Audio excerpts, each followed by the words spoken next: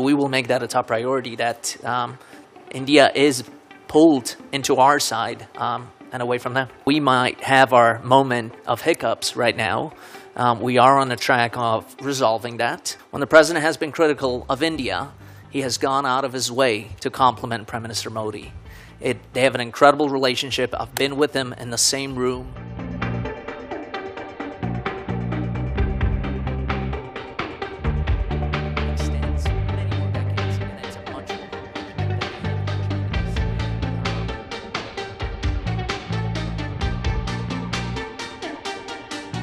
The U.S. and India are both acutely threatened by Chinese expansionism.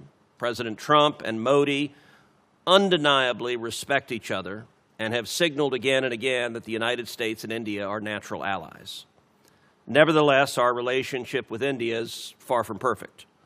You've talked about that in several different ways today in your testimony in response to questions. I'd like to ask you to talk a little more specifically about how India views Chinese expansionism and aggression and what that means for U.S.-Indian relations. Senator, thank you for the question. Look, India is very concerned. I mean, they've openly spoken about this, as I think it was Senator Haggerty who pointed out just 5 years ago, they were in open conflict. And so while we might have our moment of hiccups right now, we are on the track of resolving that.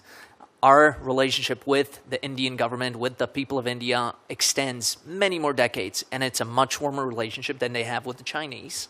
Frankly, they are concerned by Chinese expansionism. And Chinese expansionism is not just on the border of India, it's all over the area. And so we share a lot in common, and we share a lot of the same concerns that other nations in the region do. So should I be confirmed, we will make that a top priority, that India is pulled into our side and away from them. I fully agree. Another area that remains under-discussed is cooperation with India, specifically on energy. India has the world's largest population, a booming economy, and it's on track to become the world's largest economy in future years. President Trump is committed to American energy dominance, and obviously my home state of Texas is a powerhouse when it comes to energy.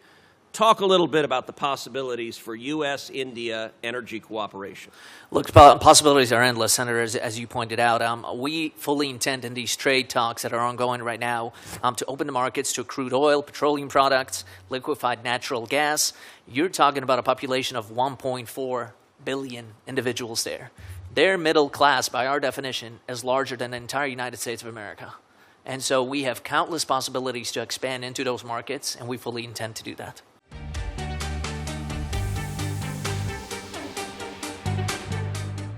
You have a unique and strong relationship with President Trump. Could you comment on how you would leverage that deep personal relationship with leadership in India to help bring the conflict in Ukraine to an end? Thank you for the question, Senator. Our president has a deep friendship with Prime Minister Modi, and that is something that is unique. In fact, if you have noticed, when he has gone after other nations, he tends to go after their leaders for putting us in that position and for the United States imposing those tariffs. When the president has been critical of India, he has gone out of his way to compliment Prime Minister Modi. They have an incredible relationship. I've been with him in the same room. We're not that far apart on a deal already on these tariffs. To your point, getting India to stop buying Russian oil is a top priority for this administration. Bringing peace around the world is a top priority to this administration. This president has engaged in trying to resolve wars and conflicts all over the world, from Africa to the Middle East to Ukraine and even Southeast Asia. So I agree with you wholeheartedly. I think the time will arrive upon us in the next few weeks and next few months. Trump has been crystal clear on this. They must stop buying Russian oil. Mr. Gor, India's purchase of Russian oil is a significant issue for our foreign policy interests. As our next ambassador to India, how do you view India's choice in light of U.S. tariffs and our strategic goals? Thank you for the question, Senator. President Trump has been crystal clear on this. They must stop buying Russian oil. And I believe almost every single member of this committee has co-sponsored Senator Graham's legislation, which has proposed a 500% tariff on secondary purchase and reselling of Russian oil. The president has only imposed a 25% tariff, and he's fully encouraging also our European partners and others around the world to stop that. Our tariffs work if our partners around the world are on the same page. If we're unilaterally putting tariffs on someone, but they're able to buy the same oil and resell the same oil through China, through India, through Brazil, that's a problem. And so we fully intend on fixing that. India is a vital counterweight to Communist China in the Indo-Pacific.